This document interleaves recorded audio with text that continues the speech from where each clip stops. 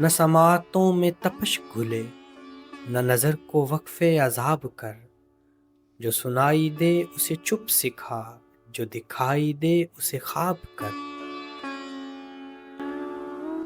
ابھی منتشر نہ ہو اجنبی، نہ وصال رت کے کرم جتا۔ جو تیری تلاش میں گم ہوئے، کبھی ان دنوں کا حساب کر۔ میرے صبر پر کوئی اجر کیا، میری دوپہر پہ یہ ابر کیوں؟ مجھے اوڑھنے دے اذیتیں، میری عادتیں نہ خراب کر۔